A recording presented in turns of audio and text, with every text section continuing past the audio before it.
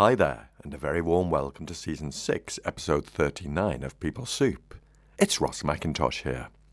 And I think that as well as the sort of feminist message that's there, I think there's another thing about the nature of love and what heals this world in the film that is great and really important, because although magic is involved, it's not really the world is solved and healed by magic.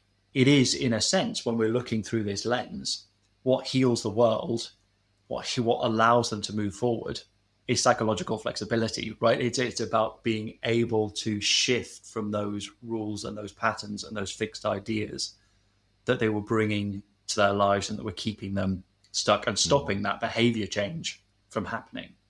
But it's doing the work, making that change, not a wave of a magic wand. The magic happens because of the flexibility, not the other way around. Pea Soupers, it's the second part of our festive special. Better late than never. With Dr Ben Askew, we continue our exploration of behaviour change using the film Frozen. In this episode, we focus particularly on the song Let It Go. We discuss Elsa's use of isolation as a maladaptive coping strategy, contrasting it with her eventual journey towards psychological flexibility and authentic self-expression. The conversation also touches on broader themes of love and vulnerability, and how these elements connect to leadership and personal growth. I share a potentially parallel story from my coaching experience, highlighting similar challenges faced by a senior leader in a global organization. The episode underscores the nuances of away moves, the importance of flexibility, and the deep, thoughtful storytelling behind Disney movies.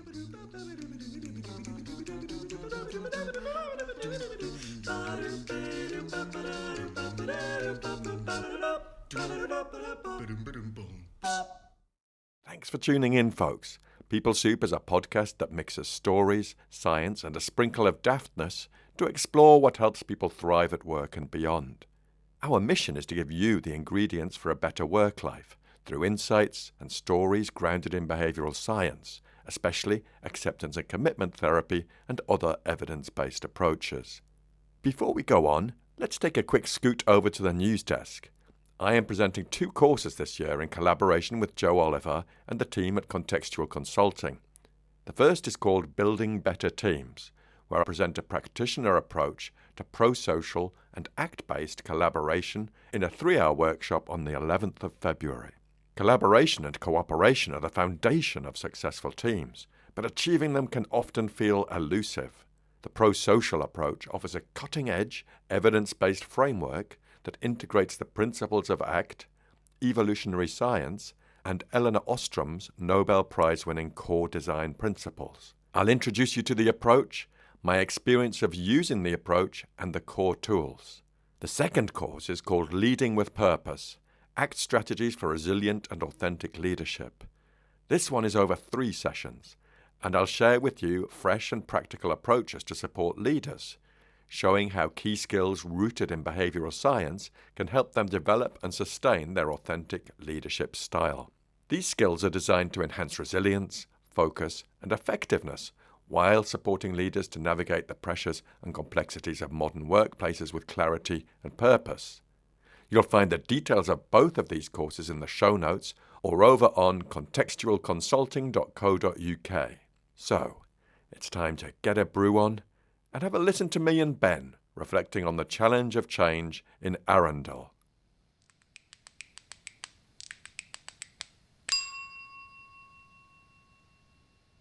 But Ben, I think it's time for our dramatic denouement, which is moving on to the song you mentioned just now, Let It Go. Yes. I'll just share a few lyrics just to get us in the mood. The snow glows white on the mountain tonight, not a footprint to be seen. A kingdom of isolation, and it looks like I'm the queen. The wind is howling like this swirling storm inside. Couldn't keep it in, heaven knows I tried. Don't let them in, don't let them see. Be the good girl you've always have to be. Conceal, don't feel, don't let them know. Well, now they know. Let it go. So let's just see if we can unpick that. It's probably the most famous song from the film, and like you say, it's beautifully sung and produced. And for those of you who aren't familiar with the film, Elsa isolates herself. She goes to her ice-like kingdom on the top of a pinnacle of a mountaintop or something, and it's a massive, I think we could say in terms of the act matrix, an away move. Mm. But what are the outcomes? Well, it's interesting, isn't it? Because I suppose picking up from where we were with Elsa in the fallout of the coronation, we were talking about how it's reinforced that belief, that rule about I am dangerous, I can't be around people. But the other thing it's done, it's shown that her strategies thus far now can't work in her mind. They failed because staying behind the door hasn't worked. It hasn't kept her safe. So she, in a sense, she's doing something different, radically different in her mind, in her experience at the moment of doing it, at least, of going, right, I will stop doing all of that stuff that I've been doing. I will go out to the mountain. I will let all my powers do what they want to do. I will and create and be free in that sense. And it seems like it's this big surge of an experience of freedom, the freedom that goes with letting it go, right? But whilst it looks radically different, in a sense, it's doubling down on exactly the same strategies, because instead of just keeping the door shut, exactly as she says, I'll now go out of it and slam it behind me. It's just turning a shut door into a slammed door, which is not as radically different as it first appears. It's, as you say, it's just a grand scale away move. It's following the same internal logic, right? Right, of going, I'm dangerous to people. Therefore, if I can't keep myself isolated within the kingdom, I will isolate myself without the kingdom. So it's kind of swapping one form of avoidance for another. And what transpires, and you say the consequences there, are that what she discovers, what we discover, is that Anna and Arundel are being neglected through this move in terms of her own values, but also in terms of the kind of out there in the world consequences. Arundel is in deep, deep, deep, deep snow, right? Of going, it's had this impact on the things that are important to her, that are not workable, that are not sustainable, and that are not the kind of impact that she wants to have on the world, and ultimately keep her further away and keep her isolated from those connections and those relationships that really matter to her. Her relationship with Anna, her relationship with Arundel. But when that comes about, she just doubles down again.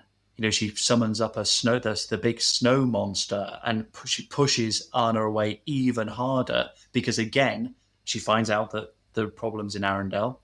She gets emotional. Anna is appealing to her emotions, and she has to push away. And so, as you say, in a sense, it is the grandest scale away move of the whole film. I guess the flip side that we need to acknowledge and be aware of, and might be interesting in terms of parallels you might draw with the workplace, is that some values come out of it. There is a real connection to values that come out of this big rejection of the world, because she allows herself to connect with the idea of self-expression, the idea of a kind of authenticity. And although it doesn't play out in a way that is workable, her discovering and connecting to those values and realizing for herself how important those might be is also a crucial thing that happens in the film. So whilst it is a big away move, whilst it is unworkable, it's also really important. So I suppose it makes me think about, it's almost that kind of like a retreat that then ultimately does unlock something that allows her to go forward. So there is a kind of nuance to it. There is a kind of double edge to it, in a sense, because if she didn't do this massive away move, would she have discovered? I suppose we could say, well, if she'd made some different moves along the way, she could have discovered, different, more workable ways to discover self-expression and things. But I guess what I'm saying is, it's an unworkable away move, but some useful, valuable things do come out of it. That's so interesting that it is an unworkable away move, but like you say, there's some useful things because we don't always consider that. We can get a bit rule bound ourselves and think of away moves as always unhelpful. But we'll look what this led to. And while you were talking about the castle, a former coaching client was popping up in my mind, and it got to keep this anonymous, and I think I can. But it was someone I was coaching who's very, very senior in a global organization. And my first meeting with him, before it was a man, he had this setup on Zoom where the camera was on the other side of the room. And I could see this very ornate antique desk and some very fine art behind him, which was, I found out, from a particular Chinese dynasty. And then the camera zoomed in to him at his desk. It kind of looked like the White House. It looked like the Oval Office, except with art behind him. And in his introduction, he told me things like how much the art was valued at. And he managed to tell me about his career and his targets for generating income on, I can't remember if it was daily or weekly, but it was in the millions, and the number of properties he owned with the number of staff. And I was a bit thrown by all of this, but it really felt like multiple barriers and obstacles going up to protect himself and not let others in. So over the course, this wasn't all done in one session, but over the course of the coaching, I did really think, how can I best serve this very experienced and successful leader? And it was through sharing how I interpreted and felt when he introduced himself, when he told me, not just in that first session, but in other sessions about staff and properties and their value, and trying to get him to look into the mirror. And I see it as my job to reflect that back to him and tell him that perhaps people might find that intimidating, or they feel they can't get near him. There's a distance he's created. And we talked about whether sometimes that might be intentional, but also he was prepared to start experimenting and letting down those barriers and noticing the different outcomes he could achieve. So over time, we expanded his behavioral repertoire, so it wasn't always from the get-go this sort of fairly learned introduction that was really distancing people and saying, look, I know my stuff, don't come after me. And he developed this more vulnerable aspect to his toolkit and his way of handling people, and really over time appreciated that and was willing to experiment. So it was quite humbling in a way. And I'm not sure if I'm just rambling on or whether this perhaps relates similarly to the castle and the isolation. I think there are elements of it. Yeah, well, I think that there's certainly that potential, isn't there, both in Arendelle and I suppose in the Ice Palace that Elsa creates for herself. You could see that route developing, that route kind of on the being on the cards, I guess, of her really just solidifying that isolation in that Ice Palace, and to the point where she could, to go, in a sense, proper Ice Queen in terms of response to not take responsibility or refuse to care about Arendelle being in deep snow, right? And to go, actually, I'm all right now in my Ice Palace, and I will shut myself off and I will not deal with that. And I think that's again something we can all get drawn into as a possibility, right? Of going, well, I found a place now that feels better for me, so maybe I just stick with that. Maybe that will do, which isn't ultimately the choice that Elsa makes in the film, but it's something that we can all get drawn into, I think. And it's a different way that we can build up, again, as you say, those kind of rigid barriers that keep us safe. And I was reflecting to this thing we were talking about away moves and how we can easily get drawn into being rigid and rule bound ourselves, of going, away moves, oh, it's an away move, so bad, right? I think for one thing, away moves particularly in that strictly functional sense of going away from something that's painful or aversive. We need those, right? We need those away moves somewhere. It's not always the case that if fear shows up and I try to escape from fear, that's an unworkable thing. Sometimes that's a very sensible thing. Sometimes that's the thing that can keep me alive, apart from anything else. But also, even when, like we were saying with Let It Go, being ultimately an unworkable away move. But if we then just categorize that whole experience as therefore having no value because we've made that rule for ourselves in terms of how we want to behave, that's just adding to the rigidity, right? Because in a sense, flexibility is about being flexible in how you respond, and sometimes, certainly in creative work, and I'm sure in many of the scenarios that show up for the people that you're working with, as for all of us in life, that actually something can be unworkable, something can be, not the right way forward for us.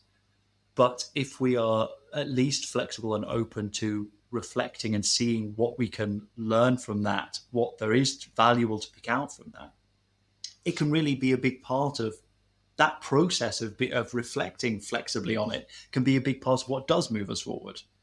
And sometimes that happens in a rehearsal process.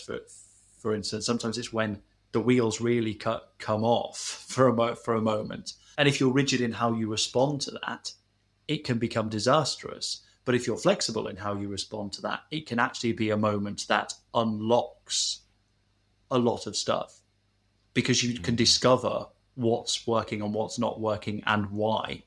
And that's really important. Yeah. Again, I love the way you describe it, that flexibility of response, because when things go pear-shaped or the wheels fall off, we do tend to go, vroom. The blinkers come on, and we can feel that sort of anxiety, panic, despair, and it limits our perspective. We're missing out on how this might be actually a moment where we could pause and just take a breath and respond in a different way. Ben, shall we finish with the theme of love? Let's. How could we not? Because there's a shift for both Elsa and Anna in their ideas of what love is over the film.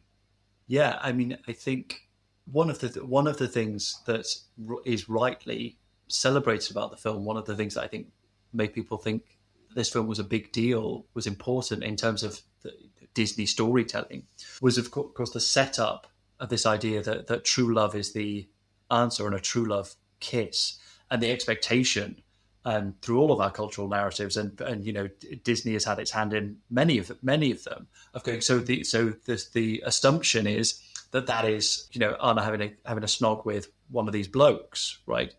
And what comes out is that the love that is being talked about, the love that offers the way forward, is the love between the sisters, right? That it's not just that kind of standard, heteronormative romantic idea about what love has to be that is the answer to everything. So there's that shift, and that's very big on the surface. I think what we need to see as well, I think you're alluding to, is how it's not just about the who, it's about the nature of what love is that shifts for both of them. And that shifts, I think, in act terms from something that is rigid on for each of them to something that becomes more flexible. And in a sense, because they sort of take on and are open to elements that comes from the other's perception of what love might be, in the sense of going, that Elsa's idea of love that she's cultivated, or that has been cultivated within her, is this idea that love is all about protection and control, and that's how she expresses her love, and that's what love demands, is that kind of that level of self-control, not hurting people, not letting people be hurt. That's what love means. And Anna seems to come from a completely different standpoint, as we were talking with Love as an Open Door, of that love is romance and excitement and permission and everything feeling amazing. And maybe what we see in the film is that neither of those, if we stick rigidly to them, gives us a good, helpful, workable idea of what love is as a set of values that we might want to make central to our lives, make love something that our lives is about.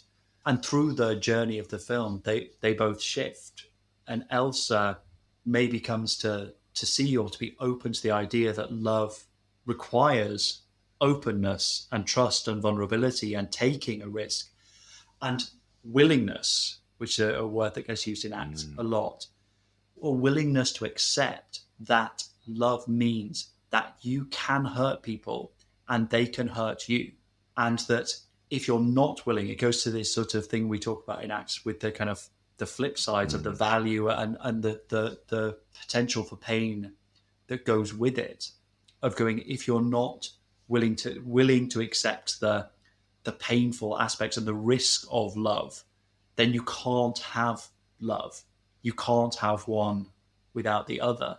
And Elsa needs to go on a journey to see that to really love Anna doesn't mean just protecting Anna. It means being with her, connecting with her, even though there is a possibility that might be painful at times.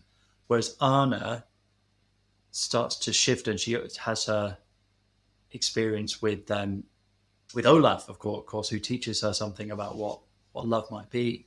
That love isn't always the fun stuff. It isn't always that feels great and that permission and that sense of freedom, because it also requires putting someone else's needs before your own. It requires sacrifice sometimes. Sometimes it doesn't always feel good in the moment to commit to love in a meaningful sense. And so that their two ideas of love sort of find each other and find their proper value by being flexible enough to see what the other's vision and ideas of love have to bring to the table, what those different perspectives on love have to bring to the table. And I think that, as well as the sort of feminist message that's there, I think there's another thing about the nature of love and what heals this world in the film that is great and really important, because although magic is involved, it's not really the world is solved and healed by magic. It is, in a sense, when we're looking through this lens, what heals the world, what allows them to move forward is psychological flexibility, right? It's about being able to shift from those rules and those patterns and those fixed ideas that they were bringing to their lives and that were keeping them stuck and stopping that behavior change from happening. But it's doing the work, making that change, not a wave of a magic wand. The magic happens because of the flexibility, not the other way around. Beautiful. Yes. And yeah, we started out talking about the challenge of behavior change. And I think for me, that last bit on love really speaks to, for leaders, for people in the workplace, of holding your stories, holding your values lightly, not being so attached to them that it creates a one-way highway for you, but again, opening up that perspective. This conversation has made me think, God, these films are really clever. Yeah. There's so many depths. We've gone on for nigh enough an hour, and there's still so many scenes or moments in the films we haven't touched upon. So hats off to the creators of films like Frozen, which is a Disney film, but also I went to an exhibition in Seville a couple of weeks ago on Pixar and the work that goes on behind their creation. And aside from the creative process being amazing, the lighting of scenes and the animation, it's just the development of those stories that is immensely complex and also very clever. Ben, I'm going to say thank you so much for joining me to explore behavior change through Frozen. And I'd like to wish you and your family a lovely, I was going to say peaceful, is that possible with a young family? I'm not sure. But a lovely festive season filled with love and maybe a replay of Frozen. Maybe we'll stick it on some cold afternoon over the holidays. Yeah, and thank you so much for having me, and thank you to you. And yes, all the best for the festive season to you and yours as well, Ross.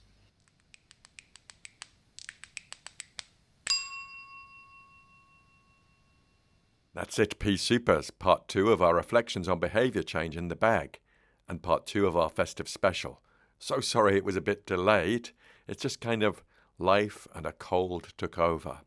You'll find the show notes for this episode at peoplesoup.captivate.fm or wherever you get your podcasts.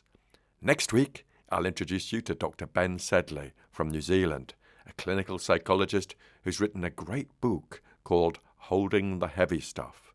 Now more than ever, you can help me reach more people with the special People Soup ingredients, stuff that could be really useful for them. So please, if you found this episode useful, do share it with people you know. And also, if you subscribe and drop us a review, it helps us get recognised in the podcast charts. Thanks to Andy Glenn for his spoon magic and Alex Engelberg for his vocals. But most of all, dear listener, thanks to you. Look after yourselves, Pea Soupers, and bye for now. Don't let them in. Don't let them see. Be the good girl you've always have to be. Conceal, don't feel, don't let them know. Well, now they know. Let it go.